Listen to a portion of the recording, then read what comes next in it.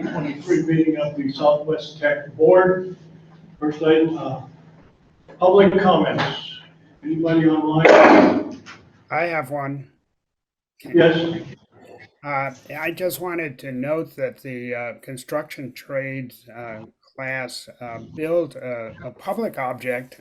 Working with the Agency of Natural Resources, they built a kiosk at the entrance to the wildlife management area on Whipstock Road, which is an informational kiosk with information from the Agency of Natural Resources about that area, and we really appreciate their having done that.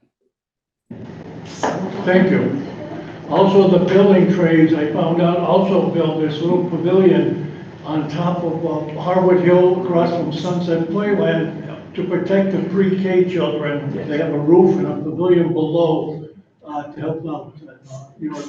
Two good construction projects by that group. Also, there was the forestry program. We got a nice letter from that individual. They helped with some tree clearing in the individual's property. So the program got praised, the teacher got praised, and the students got praised for the quality of work and behavior. Can I say? From the Willow Park one? Is it the Willow Park near the, Well, this is up on Harwood Hill across from the Sunset. right, so they also built one then on Willow Park. They did. Yes. Good. So in your agenda, we needed to accept the money from the gentleman. Okay. That is, on the action items, it's not on here, so but we need to accept that part, that donation Okay. as a board. Okay, seeing none, is the auditor coming today? Yes, they're actually here online. Or the young lady? Okay. Morning. Good morning. So I would just to present from RHR Smith and Company. Ms. Denton is presenting. There was a request at the last board meeting in June that you hear a presentation from our auditors. You had received the booklets or had the option to receive the audit information from the 2022 school year. So Ms. Denton was kind enough to take some time this morning to join us. She has a brief PowerPoint. I think the easiest way is I'll put the PowerPoint up on, I'll share my screen. And as you need me to change screens, just indicate and I'll switch it for you. If Thank that you. works. Yes. So just take one moment to share.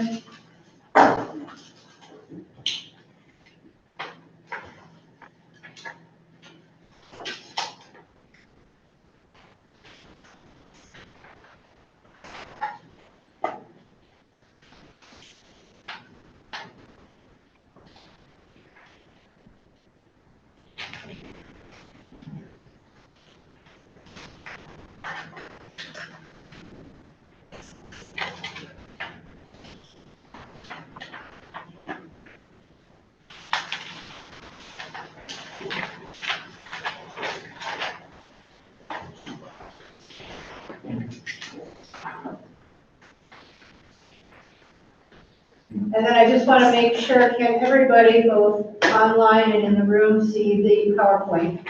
Yes. And if you're online, you can see it as well? Okay, thank you. And Jen, the stage is yours. Thank you. So if you want to start with the first slide, that's great. Okay. So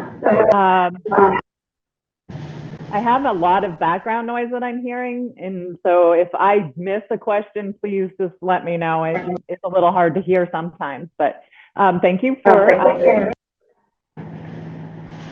asking us to attend. And I'm just going to do a quick overview of the main statement C that is in the financial statements, because that's really the area of focus most clients are looking to talk about when they see an audit report. And then I can certainly answer any questions that you have after I just cover this information with you. So we break your financial. I'm sorry, is someone asking a question? No, I apologize. I'm not sure what's causing the feedback that you're receiving, so. Yeah. It sounds like someone's asking a question, but I think it's my voice bouncing back. So anyway, so we break out the audit department to major funds, and the general fund being the major fund for your school district. And then we have two major, the Perkins grant being one of your largest grants, and then the capital fund is also considered a major program. And the other governmental funds are the smaller grants that you have, or any other, sorry, I'm losing my train of thought on the funds. So generally, the information that is most important for any board members to understand is the fund balances at the end of a fiscal year and what that fund totals. And so what we see here is the fund balances as non-spendable. Those are your prepaid or any inventory that you might have on file at the end of the fiscal year. And in your case, it's just strictly prepaid.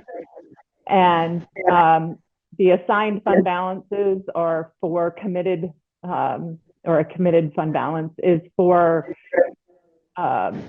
use of fund balance for future years. And then the unassigned is the amount of funds that are left after the end of the fiscal year's revenue and expenses and any other transfers and such have been made. So you end fiscal year 22 with a positive fund balance of 507 that wasn't committed prior, but in total, the fund balance of the fiscal year was at 1.19 million. And then with your capital fund, there's little activity here that you see on this page, but it does show that you have a fund balance of 416,000 committed for future use. Is there any questions on this particular slide? I'm We not can seeing. Okay, we can flip to the next slide, please. Thank you. So this just outlines by those major funds, the revenues, any expenditures that took place in different categories, and then any transfers that would have been done. And in your case, it looks like 80,000 was moved from your general fund into your capital project fund. And it just gives you a picture of how much your fund balance changed from the end of 2021 fiscal year to the end of the 2022 fiscal year. And so it increased, your fund balance increased by 411,000 after all the revenues, the expenses, and the transfers were made. And then you'll see the increase in the fund balance mainly took in the capital project fund was due to the transfer in from the general fund. So you have a $416,000 ending fund balance in that capital fund. Is there any questions that you have on this? I just wanted to indicate, just to kind of make people aware, that 80,000 under the capital fund that's moved in. If you remember, that's always on the voter. Every year when they vote, we ask for 60,000 and 20,000 to move into our reserve funds for our capital improvements and our equipment. So that's what that 80,000 transfer is that voter approved transfer to our reserve funds that we have, and as long as the voters approve it, at the end of every fiscal year, we move those funds into the capital reserve funds, and that's what that is. Is that where we bought the bus? Yes, Yeah. yes. So the question was, is that where our money came from when we bought the bus? It came out of that equipment reserve fund, yes. Yeah. Any other questions about this or any comments? This slide is just strictly wanted to give an overview of where your revenues are generated from. And as you can see, the largest piece of that is your the taxpayer dollars. And then the intergovernmental fund is more from the state or grant funding typically. And the charges for services tend to be for your tuition. And the other is just the small other revenues that are coming in and generally normal.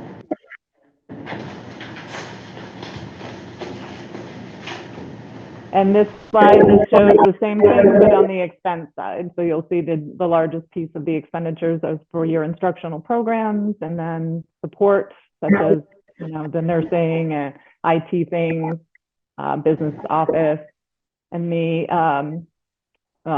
business office goes into your administration piece of it. And then other program expenses and the on behalf payments are things that the state requires. And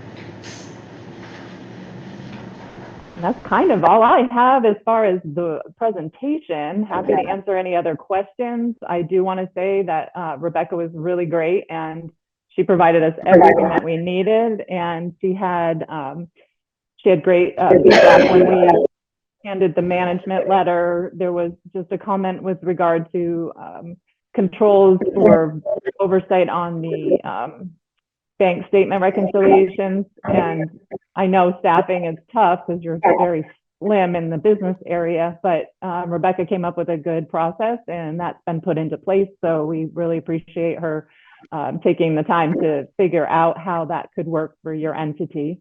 And also there was a comment about the deposits not being done in a timely fashion. And we always recommend that nobody hang on to checks or cash for any longer than 5 days to be safe. And I know that's been a challenge to get to the bank in a timely fashion, but I know Rebecca's also working on that. So those were the 2 comment areas that we found, and everything else went very smoothly in my perspective. I don't know about you, Rebecca. Absolutely, it was a pleasure working with your company. This was the first year we used this auditing company, this firm, and we're very happy with the process. It was both online and in person, so they also sent someone here who physically looked over some of the documentation, and then there was a lot of it that we uploaded to a very secure portal and went back and forth, and it was a pleasure. They were very helpful to explain anything that they were doing or questions they had. I really enjoyed the relationship that we developed and look forward to this year. As much as you can look forward to an audit, look forward to doing it again this year with you, so yes. Yeah, we're not usually the people like to. There is a question from Leon. On the general fund expenditures, what I wanted to just know that, and this is in terms of other boards, not just this one, the instructional program amount, is there a place where that we should be looking to try to make sure we balance that out more or less in terms of what we should be applying for instructions in terms of audits that you've done in other places? Yeah. So how we break down the expenditure categories is basically based on your budget. So we have a coding in the behind the scenes in our software that we identify what we would consider instruction, and then we run it through with Rebecca. She reviewed the draft, and we also utilize that to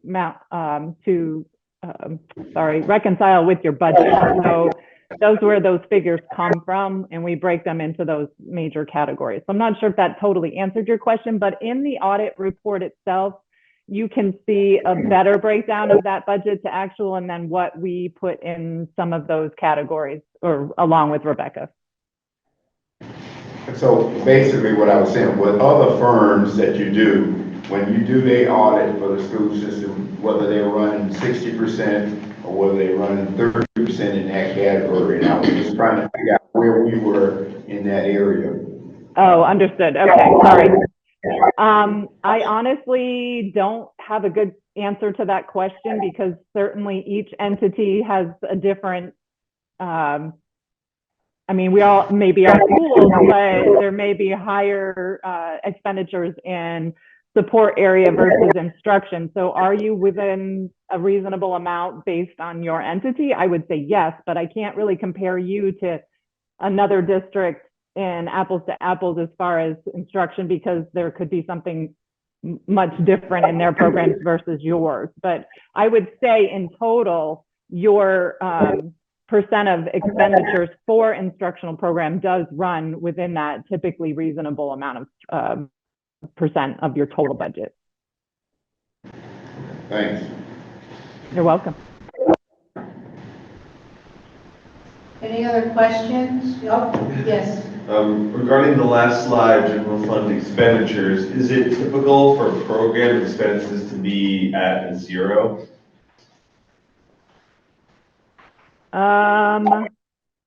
I actually need to look at what is categorized as program expenditure in that particular slide because I don't know off the top of my head, and I'm sorry, I don't have that prepared in front of me, but I'd be happy to get back to you on that question. Thank you. You're welcome.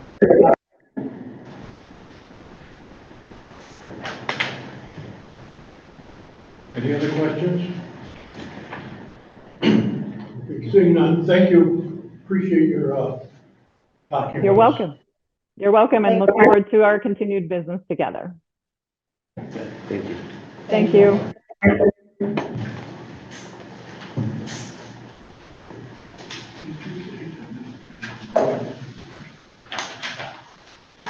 Okay, next item is the consent agenda. First, the minutes from the RGB full board meeting, Monday, June 12th. Motion. Move it. Ken, before we go on for 1 second, I'd just like to reiterate what she said about Becky and how great a job she does for this school. I just thought it was a really nice thing for her to hear. I know she's busy right now, but just for that to be on the record for the school board, how much we appreciate her as well. Thank you. Yeah. Appreciate it. Yes. Okay, we have a motion. Do we have a second? Second. All right, second. Any questions, comments on the minutes? June 12th. Seeing none, all in favor? Aye. Aye. Okay. Next, the minutes from the RGB policy meeting, Monday, June 12th. So move. Second. Okay. Any comments, questions on that minutes there? Seeing none, all in favor? Aye. Unanimous, okay. Payroll warrants, 1049, 1050, 1052, 1,000, 1,001, and 1,004. So move. Second. Second. Any questions on the payrolls? Okay, seeing none, all in favor? Aye. Okay. And final, vendor warrants, 1051, 1053, 1,002, 1,003. So move. Second. Second.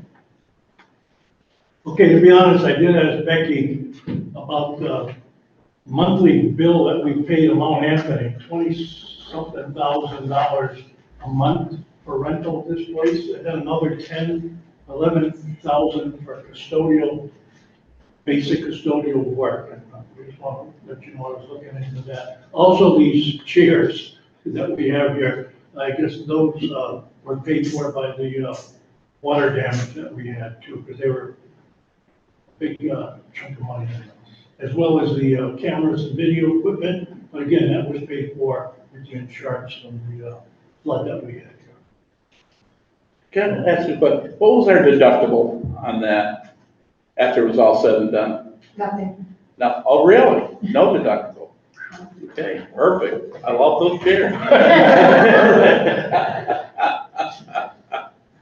Okay, any other questions or comments on the vendor warrants? Seeing none, all in favor? Aye. Okay. You had included the cash flow revenue and expenses from our treasurer, Ellen Strohmeyer. If you have any questions, you have address, phone number, etc. there. Yeah. Okay, action items. As Leon mentioned, the forestry department did do a small job for a gentleman, and he sent in a check for $500 in appreciation for the work the students did. So we have to accept that check as a group. So can we have a motion to accept the check? I'll move it. Second. Okay, motion and second. Any discussion? Now, does this go to the forestry department's budget? I would hope that they could use it for equipment or something, or general funds. It would actually go to their activities account, I believe, to assist them in that way. So yes, it would go back to forestry. So if they needed a couple of chainsaws or something. Okay. Second, fiscal year 24 vacated consortium agreement. get some explanation of that. Yes, so every year, we have to bring before the board this agreement, and it's, basically, it's paid out of Perkins funds, it's a Perkins grant, and one piece of the Perkins grant is this pooling of funds that goes to support a couple of purposes, but one of them is the CTSOs, and this pooling of funds from all the technical centers that receive the Perkins funding, or all schools that receive Perkins funding because they have technical programs. The pooling of funds goes to cover the cost of state CTSO coordinator, so that position at the state level.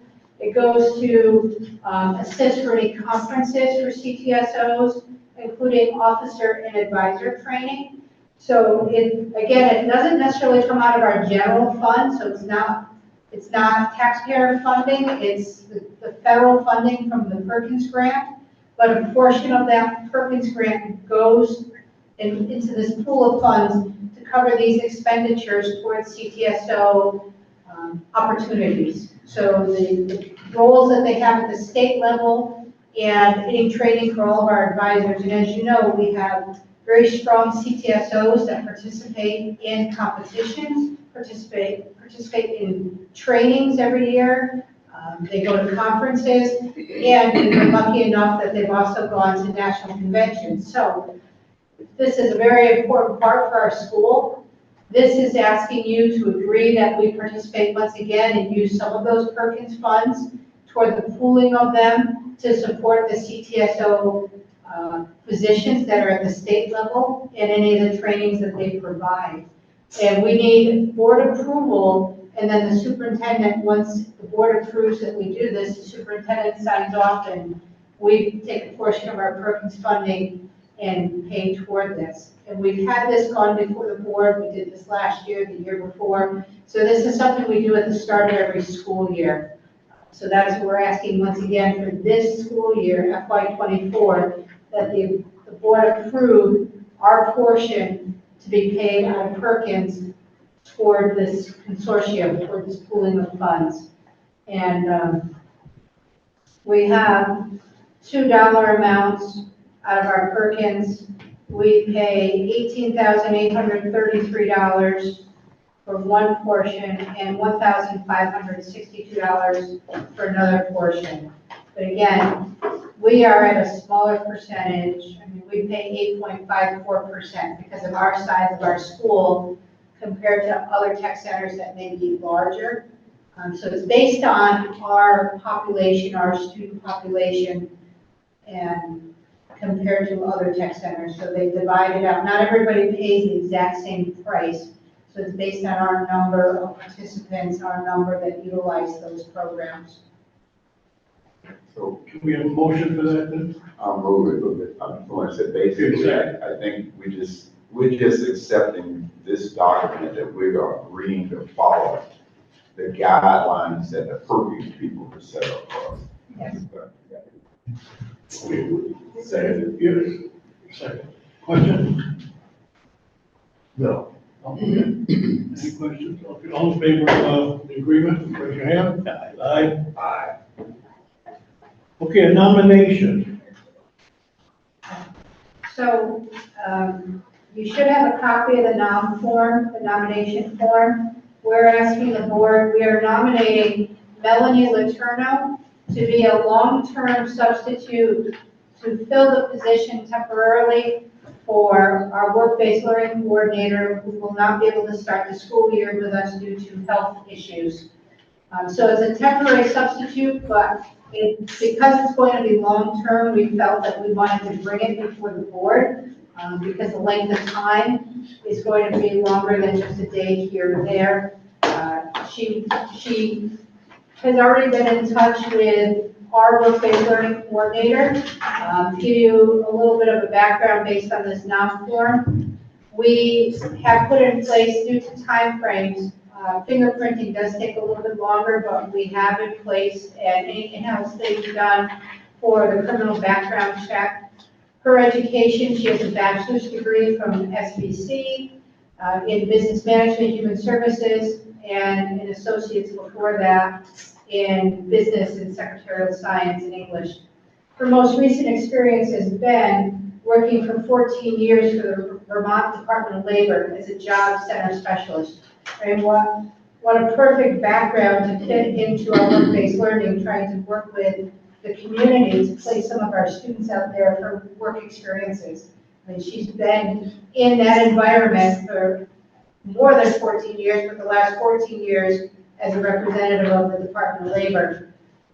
Prior to that, she spent 20 years working for Air Now. The most recent position when she was there was as the human resources person for Air Now before they closed. So 20 years there.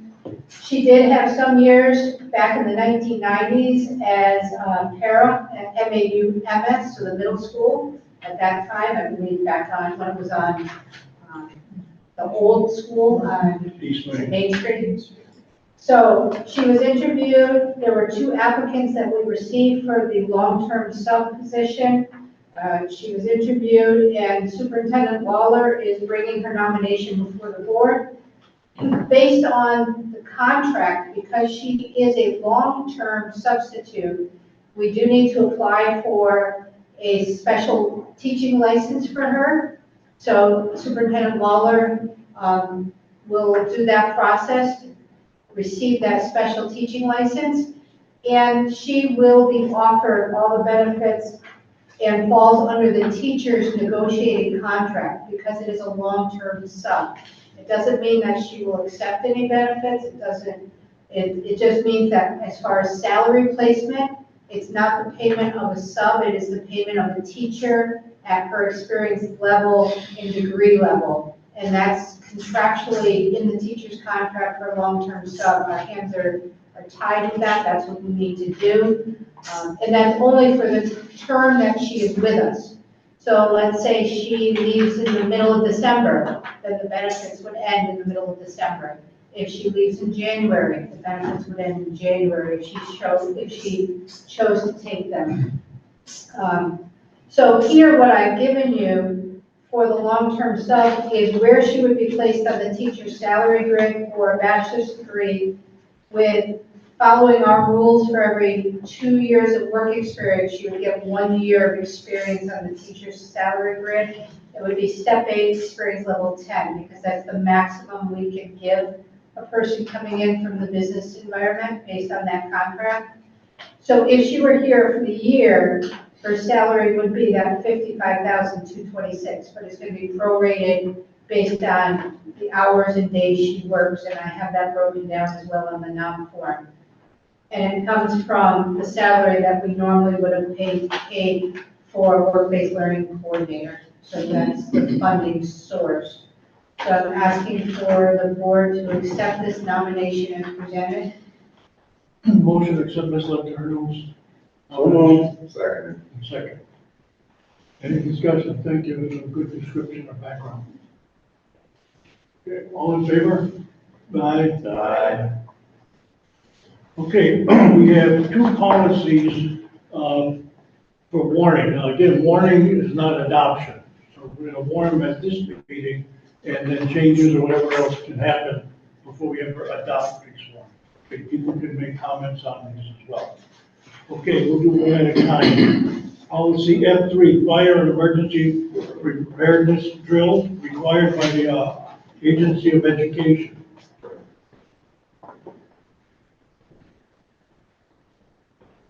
Motion to accept that. So moved. Yeah, I want to clarify something. I just want to make sure that we have in our minutes for action for our last meeting that we had them down for warning, but we didn't go through and get all that squared away, because on line 15 through 17 at our last board meeting, in the minutes that we just approved, are down as being saying warning. And so we needed to straight do some informational changes and so forth, and we just did that. So they're coming back and still in the warning process as opposed to the adopt process. So they'll need to be adopted next time. With these 2. That's correct. Yeah. I like the part where they notify the parents the day before. And it's especially good if you're picking up your kids, for a doctor's appointment or something else, you don't want to get into that fight. Okay, can we have motion second to warn this first, So moved. we have a Second. all in favor? Aye. Okay, and then we are gonna warn access control and visitor management, okay. Okay, and it seems like we do this one already. We have a gate there, people can't get in, they have to have identification and buzz in. We do, we did do that, if I want to say it, as we have these policies of this overall policies, and this is 3710C. The other policy is in place already, and they're not being affected by this. So we're trying to follow the required policy from the state. Our policy committee recommendations are just for that second policy there, the access control visitor management, was to strike the highlighted text underneath, I believe it was 2. That was our recommendation. And otherwise, it's fine. All in favor of warning that visitors control management, raise your hand, aye? Okay, thank you. Now, superintendent's report.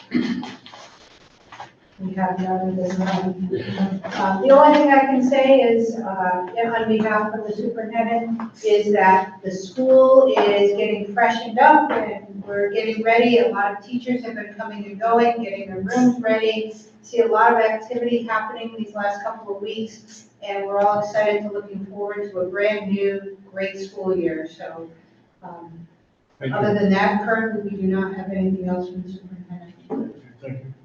Chair's report. First thing is this blows my mind, this health insurance going up, what, another 11%, 12%? It was 10, 11 last year and 10, 11 the year before. This care board they have in Vermont, I think is useless. I mean, I don't know what they do to help out the local areas, and this group pays 20% of the medical bills in this state. And that's why it keeps going up so high. Someone, the federal government or someone has to help. Like I said before, I talked to the head of the hospital here. He says 75% are Medicaid and Medicare, 5% pay nothing, and 20% make up this group here. And they're subsidizing everybody else. It kills our budget because you have any idea how much it's gonna be going up? For the next school year, I do not know at this point. They haven't negotiated, we just knew for this year. So I do not have the information for next year yet. That's, what bothers me the most is, I probably said this 100 times. I retired out of Montreal in Williamstown, and this is the 4th year in a row, we have no increase in health insurance. 4th year. And here it's up at the double digits every year. Something's wrong. But just for the record, I mean, that's out of our control as far as what's negotiated. It's not at a community level here in the town. That's at a state level now. That's been pulled from our contracts and negotiations. And so we really don't, as a school community, we don't have control over that. Now, as a community, people can become involved in what's happening at the state level, but as far as the school, it's not part of our negotiations. So we basically are locked into whatever they negotiate and decide. It just seems so high every year. And 2 other things. This coming September, we're going to have the VSBA, Vermont School Board Association, regional meetings for elections of reps for our district. If you're not getting any information, you can go online, VSBA, and sign up, and you'll get their weekly reports. They're sending them out now, and times and places. This first one's going to be a Zoom meeting for our local area. Then in October, of Thursday and Friday, again, I'm not sure of the date, in Lake Morley, we're going to have the state convention. Leon's already volunteered to go, and anybody else that would like to attend, you give your name to Becky, and she does the reservations, or? Well, there's a correction there. I hadn't signed up and said I was gonna be going completely. I was wanting to raise that with you, saying that there are other opportunities for board members to go, to that meeting for some board training and for training to hear what needs to be happening with the school board.